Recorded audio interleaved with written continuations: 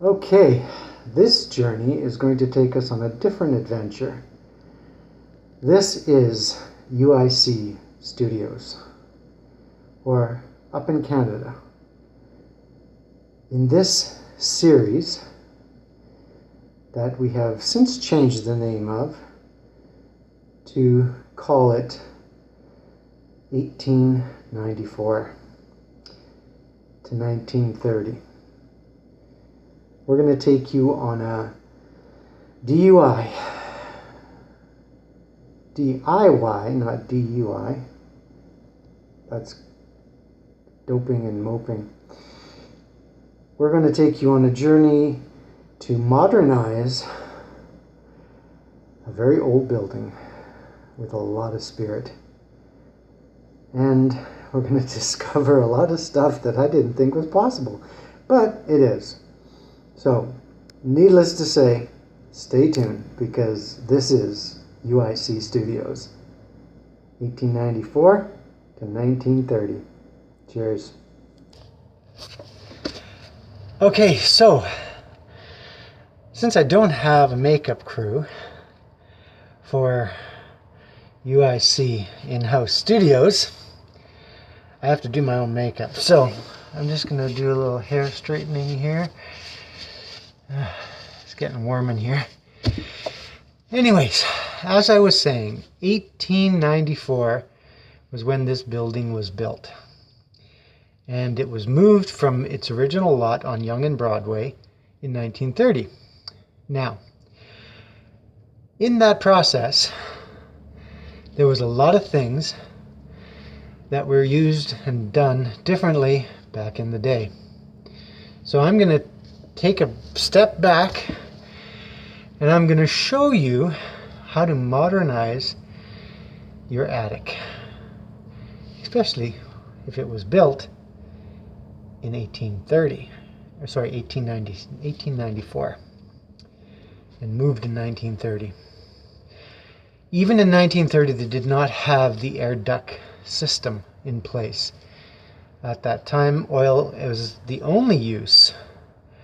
Oil and coal were used for burning to heat your house in the wintertime. So what I'm doing is I'm putting in 3-inch ductwork, and I was fortunate to get enough ductwork from a refit shop in Winnipeg.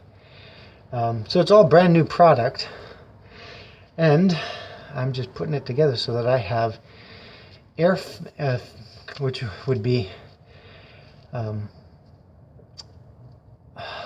what is it called now?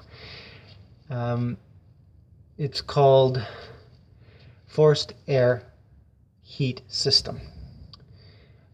Just about 3 years ago, we had 2 new furnaces put in this duplex, and none of the work was done with the old furnace.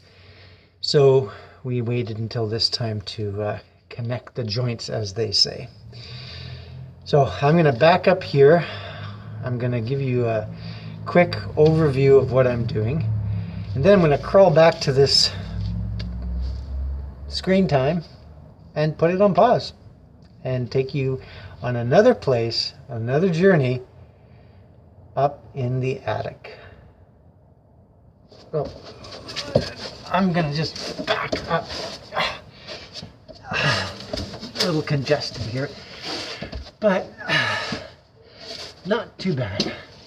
So, okay, this is my air duct. It's a 3-inch air duct.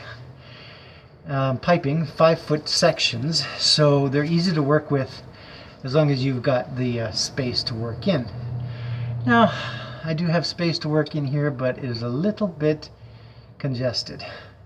But what I'm going to do is finish connecting up the 5 sections to put forced air heat into our attic. Now, in my opinion, a 3-inch pipe is not necessarily the size you have to go with, because logically and in physics, hot air rises. So even if you have a 3-inch pipe, pushing air into your attic space, which is literally not an attic. It's actually a living space and can be used for a living space. I think it'll be more than efficient to keep it warm in the wintertime. Along these joists here that you see above me and to the side, this is the pony wall on the old building. And then on the other side of this wall is the rooms and open spaces. I'm going to run insulation in between these joists here, because this here actually was never insulated. And one of the issues we had over the last 10 years is ice jamming and icicles that actually would end up forming right above the doorway on the west side of the building. It definitely is a safety issue, and we wanted to correct that problem. So in regards to the attic itself, let's talk about the roof for just a moment. When the building was purchased, there was only 2 down water spouts that were for this entire building, which is 4,000 square feet. So one of the first things or projects that we had done was to get new eavesdropping put in.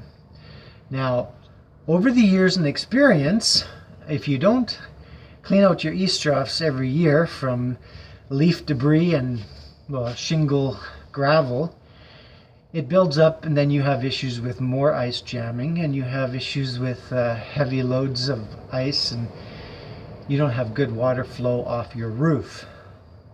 So that was taken care of. We ended up with 4 downspouts, which eliminated a lot of issues that we had in the beginning. Just this past year, back in May, end of May actually, we had contracted a person out to reshingle the roof. And well, that's another story in itself, but I won't get into it at this moment. Let's just say it was a bit of shady, I would call shady professional, which is another unit and another subject, and one of our other video contributions, if you care.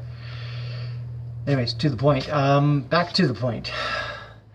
3-inch ductwork going in along the crawl space that is between the outside roof corner, which is this one here, and the interior wall. So insulation in here, between these joists, insulation in here, some on the ground, and that should prevent a lot of escaped air. Now, you could put plastic along this wall, is another thing to do. I won't be doing that because there actually was plastic put on the opposite side of the wall at some point in time underneath the drywall, which was a rather interesting concept. So this pipe connected to this pipe connection, and that's going to be the job. I'm connecting the length of the building, which is, well, in this section it's five sections, so it's 25 feet of piping.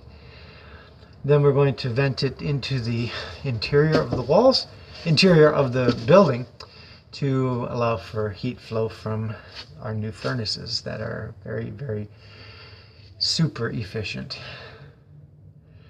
So stay tuned.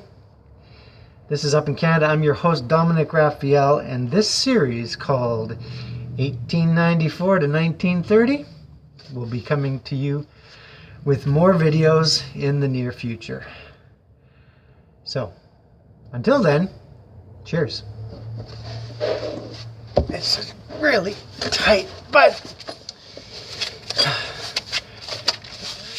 doesn't make life interesting unless you got stuck in some tight corners.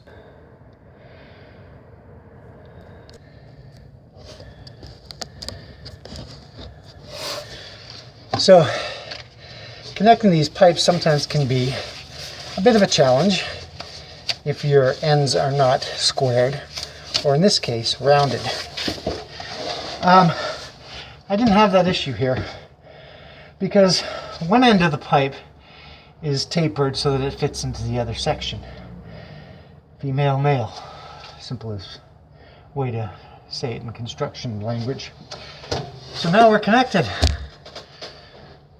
without a problem.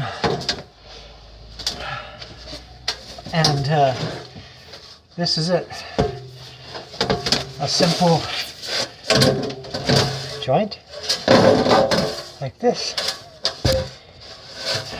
to a joint like this.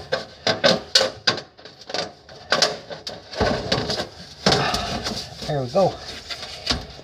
Now, for an extra measure, we're also going to tape the joint. That way, if the house shifts and the pipe's too tight, it won't separate, and then you'll lose all heat. So, once again, up in Canada, from 1894 to 1930. This is UIC Studios. And we still haven't got makeup or hair. But I guess saves on money.